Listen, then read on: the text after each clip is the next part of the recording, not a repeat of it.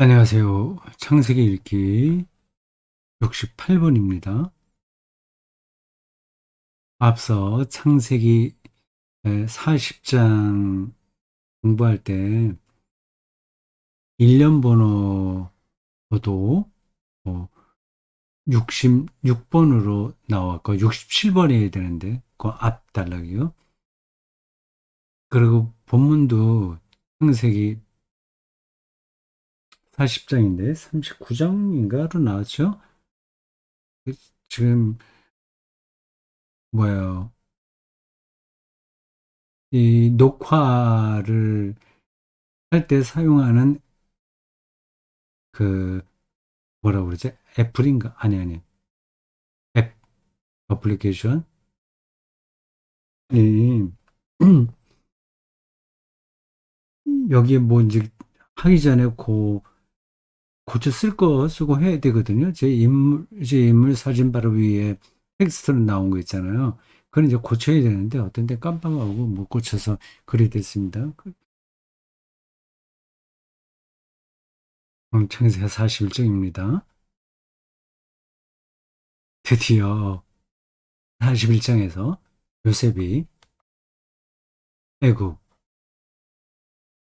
의 총리가 됩니다. 네. 1인 지하, 뭐 만인지상, 예, 위치 올라가죠. 41장 후반부에 나와요. 그 40장 앞 단락에는 어떻게 바로와 연결되느냐는 그 이야기가 나옵니다.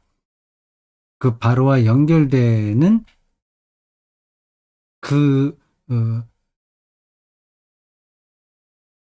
그 단락이 40장에 나왔고요. 꿈 해석한 거 아니에요. 애굽 바로의 고위 관리인 두 사람, 각각 술 맡은 자와 떡 맡은 자가 어떤 잘못으로 감옥에 들어와서 이 요셉과 어, 같이 감옥 생활을 하다가 꿈을 꿔서 요셉이 그것을 잘 해석해 주었고 그 해석한 대로 그 사람들의 운명이 결정됐어요. 그래서 거기서 이제 어, 바로와 연결되는 어떤 그 촉매가 거기 이제 들어있는 거죠. 40장에 그렇습니다. 41장에는 지금 이제 바로와 바로의 꿈을 해몽합니다. 여러분들이 다 알고 계시겠지만 꿈 해몽도 요거는 그렇게 어려운 꿈 해몽은 아니에요. 그냥 앞에서 술 맡은 자와 떡 맡은 자의 해몽도 사실 생각해보면 그렇게 어려운 건 아니죠. 근데 여기 바로의 요 해몽도 그래 어려운 건 아닌데 그 애굽 지역에서 아무도 꿈을 해몽할 사람이 없어서 결국 요셉이 그 대신 나서게 됐다는 거 아닙니까?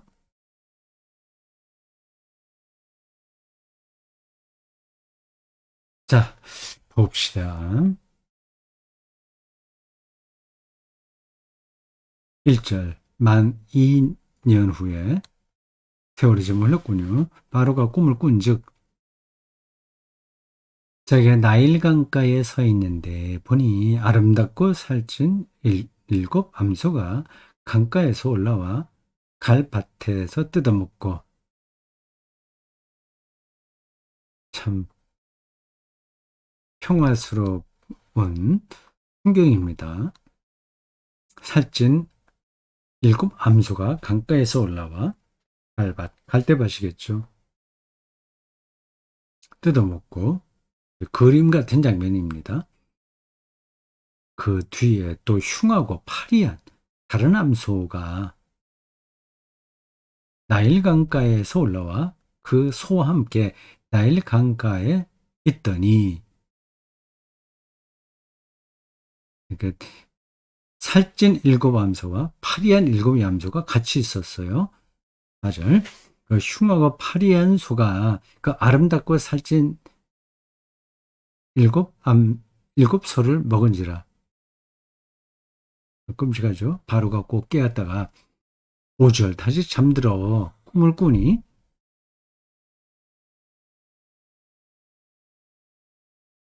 한 줄기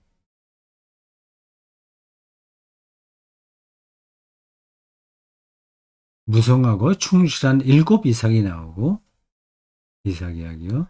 그 후에 또 가늘고 동풍에 마른 일곱 이삭이 나오더니 그 가는 일곱 이삭이 무성하고 충실한 일곱 이삭을 삼킨지라 바로가 깬즉 꿈이라.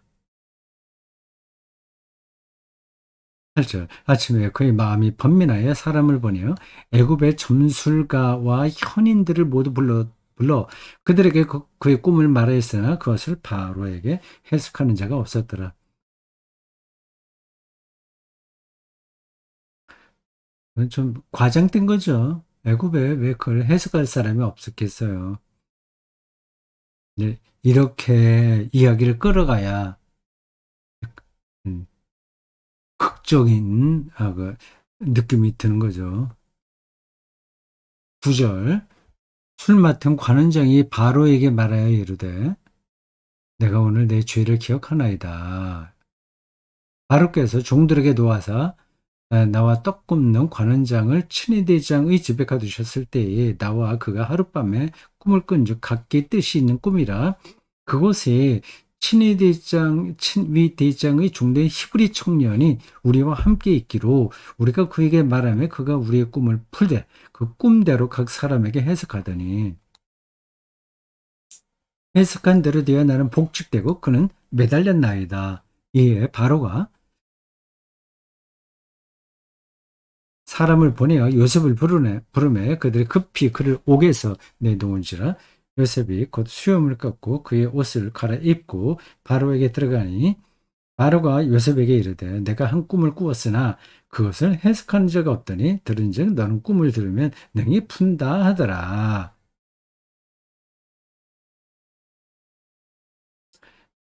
다니엘도 꿈을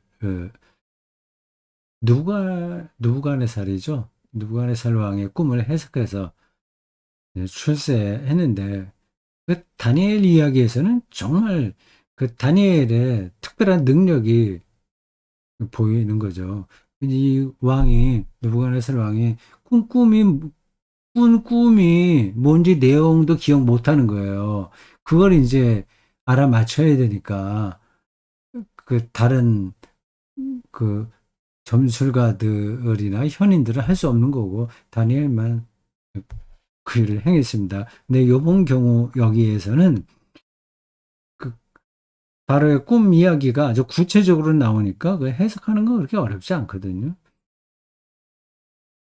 요셉이 바로에게 대답해 이르되 내가 아니라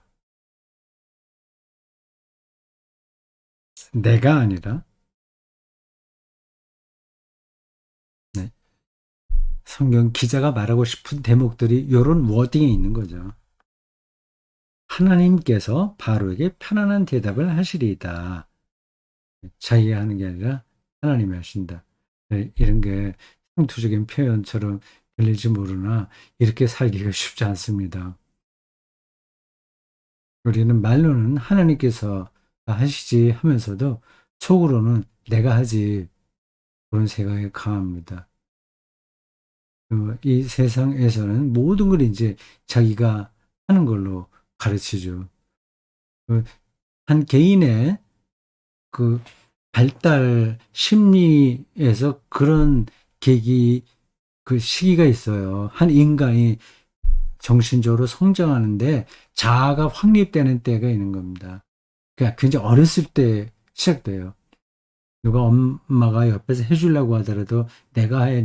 그래서 자기를 중심으로 생각하는 게 강하게 그 내면에서 자리를 잡게 됩니다. 그건 필요한 거죠. 이제 그게 또 서로 충돌하니까 많은 문제들이 벌어집니다. 그리스도교 신앙은 뭐 구약을 포함하여 자아를 강화하는 데 있는 게 아니라 자기를 하나님께 맡기는 데 있는 겁니다. 그러니까 나를 믿는 게 아니라 자기 확신에 떨어지는 게 아니라 하나님을 신뢰하는 거죠. 근데 이게 쉽지 않은 겁니다. 아주 혁명적인 생각의 변화가 있지 않는 한 내가 더 중요한 거죠. 이건 아주 본능적입니다. 여기서 여러 가지 재미있게 끌어가는 그 꿈 이야기 자체에 대해서는 너무 무게를 두지 마십시오. 이거를 기록한 사람이 말하려고 하는 것은 바로 이런 중간중간에 나오는 짤막한 그 워딩입니다. 내가 아니라 하나님께서 대답하시리이다. 대답하시리이다. 바로가 요셉에게 이르되 내가 꿈에 나일 강가에 서서 꿈 이야기 또 다시 반복되네요.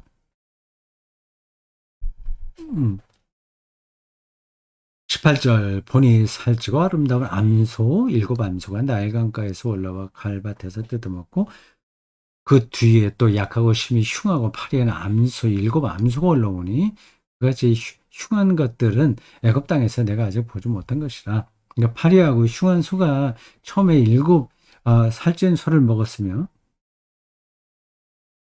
먹은 듯하지 않고 여전히 흉하더라.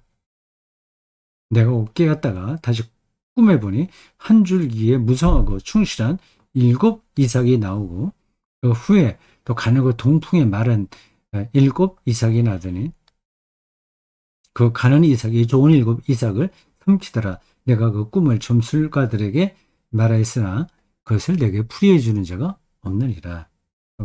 똑같은 이야기가 반복되니까 좀 지루하죠.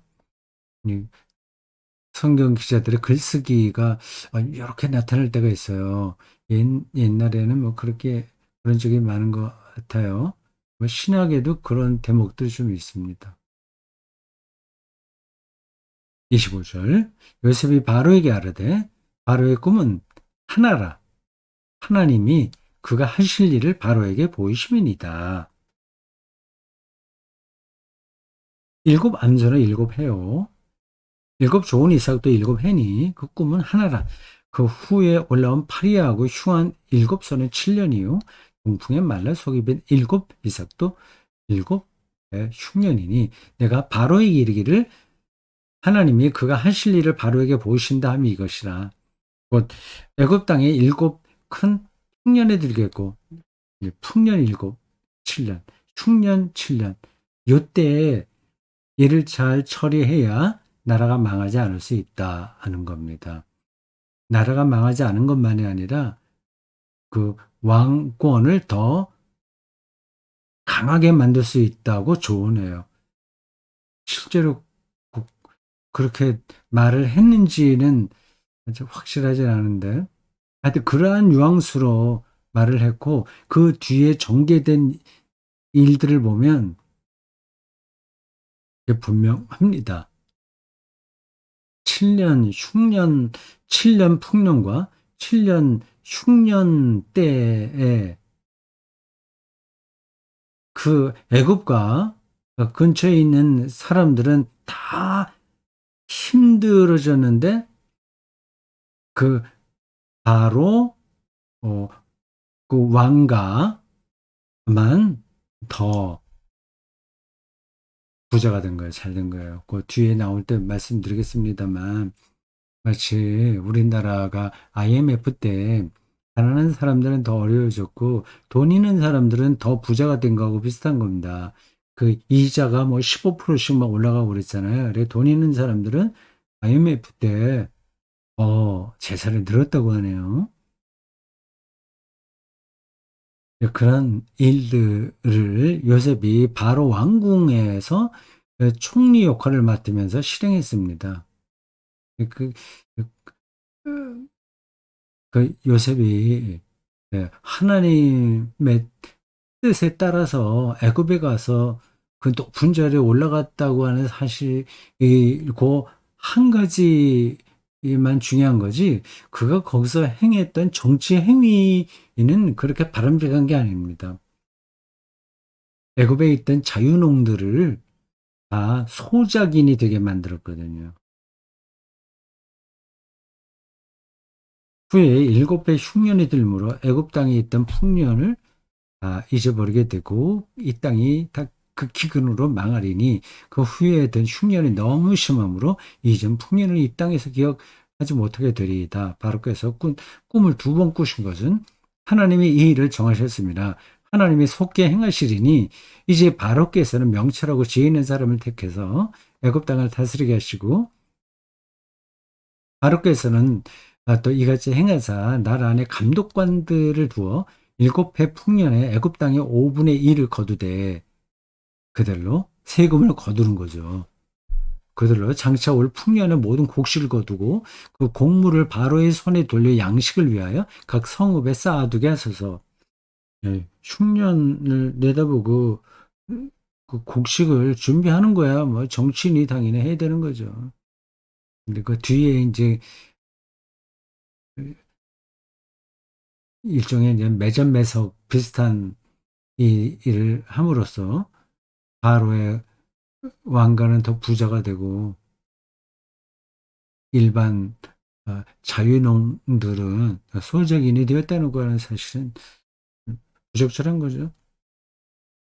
그와 같이 곡물을 이 땅이 저장하여 애굽 땅에 임할 7해 흉년에 대비하시면 땅이 이 흉년으로 말미암아 망하지 아니하리다.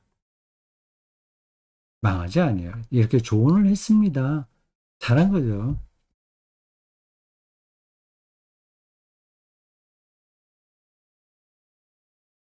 자, 이제 11장의 후반부가 시작합니다. 37절부터예요. 제목을 그렇게 달았습니다. 1인지하 만인지상. 입지전적 어, 이야기이죠. 노예로 팔려갔다가 거기서 그 바로 왕 바로 밑에 있는 총리 대신이 된 거죠. 요셉이요. 이제 고대 이스라엘 백성들은 저희들이 애굽에서 소수민족으로 불행하게 살다가 엑소더스에서 가나안 땅으로 왔다는 사실을 기억하고 있었어요. 근데 이집트의 자신들이 공짜로 얻어먹은 게 아니라 그 이집트, 근데 애굽이 정말 위기에 떨어질 만한 상황에서 자기들의 조상이 특히 이제 요셉으로 대표되는 조상들이 살렸다. 그리고 그 과정이 하나님의 뜻이었다. 그걸 얘기하려고 하는 겁니다. 17절 바로와 그의 모든 신하가 이 일을 좋게 여긴지라. 예, 다른 이야기들은 요새 다 생략되는 거죠. 요셉이 이렇게 이야기한다고 해서 그 바로를 비롯하여 그 모든 어, 문무 대신들, 귀족들, 왕가 있는 많은 사람들이 그러니까 국정을 책임질 사람들이 맞다 당신 그게 맞는 말이다 이렇게 맞장구 치기는 힘들잖아요. 근데 여기서 뭐 그런 논리적인 거를 성경 기자가 말하려고 하는 게 아니니까 그거 다 생략되고 그냥 넘어갑니다. 18절 바로가 그의 신하들에게 이르되 이와 같이 하나님의 영에 감동된 사람을 하나님의 영에 감동된 사람을 멋진 표현이잖아요. 그러니까 바로가 뭐 하나님의 영에 감동된 사람인지 뭔지를 어떻게 알겠어요.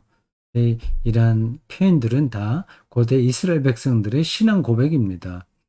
하나님의 영에 감동된 사람이라면 이방인들도 인정할 수밖에 없다. 그런 뜻이 아닐까요?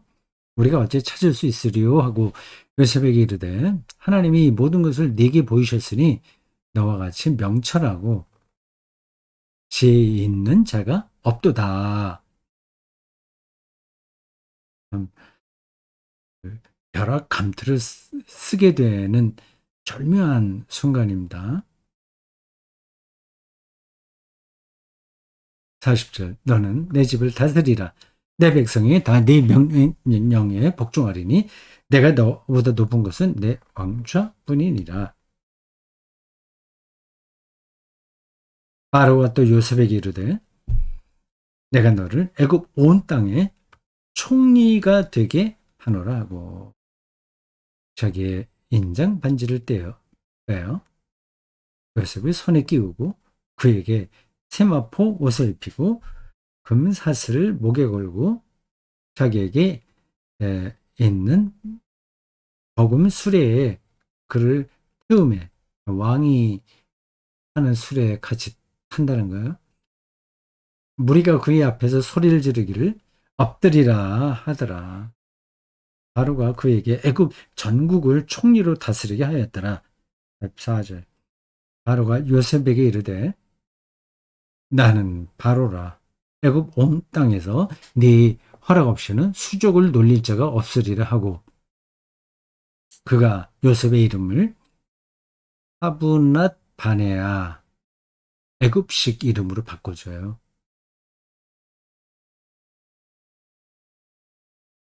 이름을 바꿨다는 것은 정체성도 바꿨다는 건데 이게 그렇게 이스라엘 신앙에서는 바람직한 건 아니죠. 여기서는 좋은 뜻으로 이렇게 표현했을 겁니다.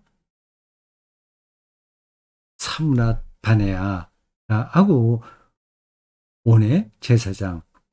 이 온이라고 하는 지역이 있었나 봐요. 중요한 지역이겠죠. 제사장 보디베라의 딸 아스낫을 그에게 주어 아내로 삼게 하니라. 요셉이 나가 애굽 온 땅을 순찰하니라. 요셉이 그 이방 제사장의 딸과 결혼했습니다. 이건 고대 이스라엘 백성들에게는 바람직하지 않은 거죠. 가나안 사람과도 혼인을 맺으면 안 되는데 그 애굽 사람 제사장이 특별히 일반 사람도 아니고 그 애굽 제사장의 딸과 결혼한다는 거는 좀 이상한 거죠. 이 본문에서는 이것도 요셉이 애굽에서 얼마나 높은 지위에 올라갔느냐 하는 것을 말하려고 한 것이긴 하지만 그냥 우리가 아주 단순하게 이스라엘 신앙의 관점에서 본다면 바람직한 게 아니죠.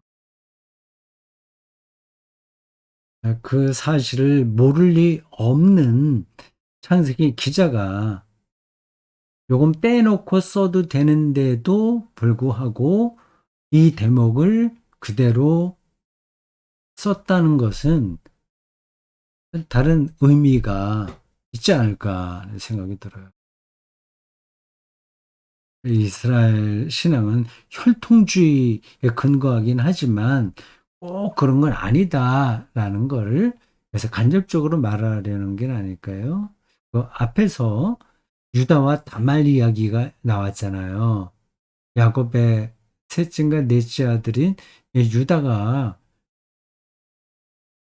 결국 자기 며느리였던 이 다말과 관계하여 아들을 둘 낳게 되는 이야기가 나오잖아요.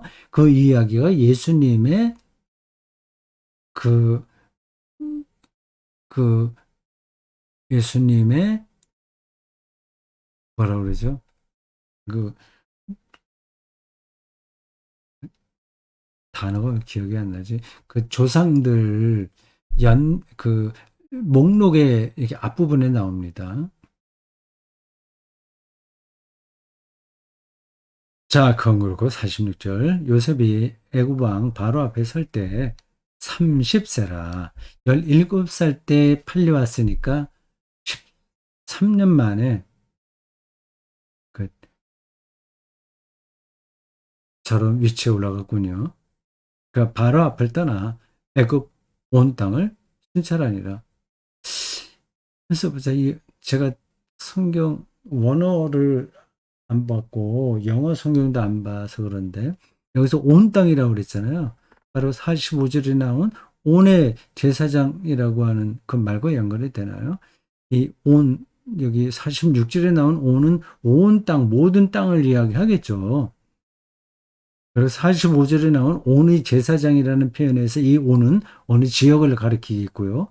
그럼 제가 100% 자신 있게 말씀드릴 수는 없습니다. 다시 확인하기도 좀 그렇고.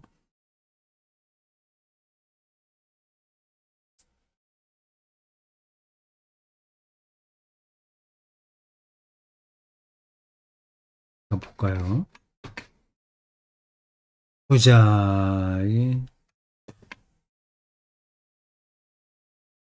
잠깐 기다려주세요. 생세기, 네, 생세기 41장. 한번 기다려주세요. 저도 그걸 확인 한번 해보는 게 좋을 것 같습니다. 영어 성경을 보면 좋은데, 그냥 시브리 성경 그 인터넷으로 그 안에 들어가 보겠습니다. 창세기 41장이에요. 창세기 41장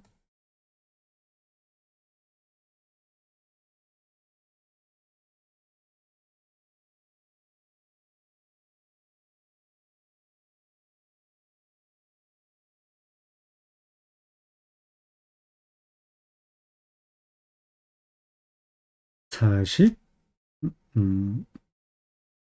5절 먼저 보겠습니다.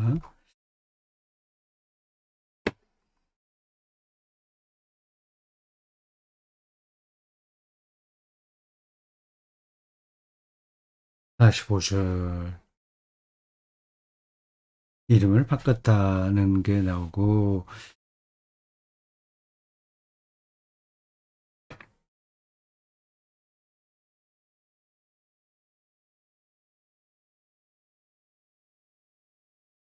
예, 예, 제사장을 이야기할 때는 온이라고 하는 지역을 가리켜요.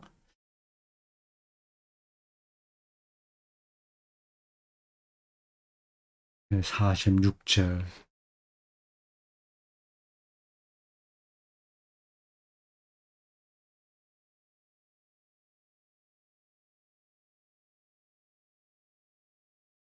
예, 46절에는,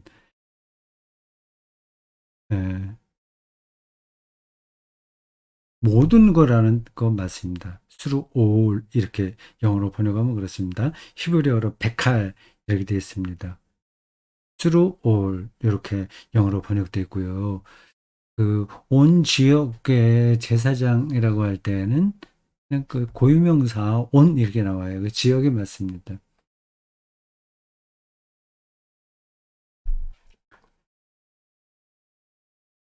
47절. 일곱 해 풍년에 토지 소출이 심히 많은지라 요셉이 국무총리가 돼갖고 그 풍년이 들었을 때 어떻게 일을 처리하는지에 대한 간략한 설명입니다. 요셉이 애굽 땅에 있는 그 7년 곡물을 거두어 각 성에 저장하되 각 성읍 주위에 밭에 곡물을 그 성읍 중에 쌓아두매 쌓아둔 곡식이 바닷물에 같이 심이 많아 세기를 그쳤으니 그 수가 한이 없었더라. 흉년이 들기 전에 요셉에게 두 아들이 태어나오네요. 온의 제사장, 이 지역 이름입니다. 온의 제사장 보디베라의 딸 아스낫이 그에게 낳은지라. 그러니까 이 요셉의 아들들은 국제 결혼이네요. 혈통, 이스라엘의 그 혈통이 순수하게 지켜진 건 아닙니다. 요셉이 그의 장남 이름을 므낫세라 하고 이게 12지파에 들어가기도 합니다. 요셉의 아들 두 사람이 12지파에 들어가서 계산되기도 하고, 그건 이제 레위족이 12지파에서 빠지고 그 땅을 분배할 때 대신 요셉의 두 아들이 그 각각 지파를 형성하기도 합니다. 12지파를 나누는 방법이 조금씩 다르긴 해요. 네, 요셉도 들어가고 레위도 들어가고 하면 그대로 야곱의 12아들인데 이 므낫세와 뒤에 이제 에브라임이 들어가거든요. 네, 둘째 아들이요. 에브라임이 들어가면 레위와 요셉이 빠지는 자리에 들어가는 겁니다. 하나님이 내게 모든 고난과 내 아버지의 원칙을 잊어 버리게 하셨다 하며 하나님의 이름은 에브라임이라 했으니 그 하나님이 나를 내가 수고한 땅에서 번성하게 하셨다 함이더라. 애굽 땅에 일곱 풍년이 그치고 요셉의 말과 같이 일곱 해의 흉년이 들기 시작하며 각국에서는 기근이 있으나 애굽 온 땅에는 먹을 것이 있더니 애굽 온 땅이 굶주림에 백성이 바로에게 부르짖어 양식을 구하는지라 바로가 애굽 모든 백성에게 이르되 요셉에게 가서 그가 너희에게 이르는 대로 하라 하니라. 온 진면에 기근이 있음에 요셉이 모든 창고를 열고 애굽 백성에게 난 주었다, 공급해줬다, 나눠줬다 이런 이야기가 나올 줄 알았더니 팔았다고 하네요. 세금으로 그 풍년 들었을 때 많이 걷어서 창고에 가득 찼다면 좀 차고 넘치잖아요. 그럼 그 흉년에 들었을 때 나눠주는 게 당연한 건데 팔았다고 하네요. 애굽 땅이 기근이 심하며 각국 백성도 양식을 사려고 애굽으로 들어와 요셉에게 이르렀으니 기근이 온 세상에 심함이었더라. 자, 여기서 우리는 요셉의 이 행위, 정치 행위죠. 요셉의 정치 행위에 대해서 옳다 그르다 그렇게 말할 필요는 없습니다. 지금 그거는 성수 기자의 안중에 없는 거예요. 어려운 가운데서도 어떻게 요셉이 그 지위를 확보했으면 그게 다 하나님의 뜻이라고 하는 사실을 말하려고 하는 겁니다.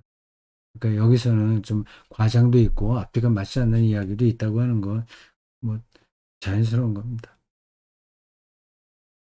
저런 이야기가 있으면 이제 42장으로 넘어가면 또 그 가나안 지역에 살고 있는 저희 형제들도 어려움을 겪는다는 게 이제 연상이 되죠. 그렇게 돼서 예, 야곱 이하 자기 형제 뭐 또 조카들에서 70명 혹은 70여 명이 애굽으로 오게 된다는 이야기가 연결됩니다. 네, 여기까지 하겠습니다.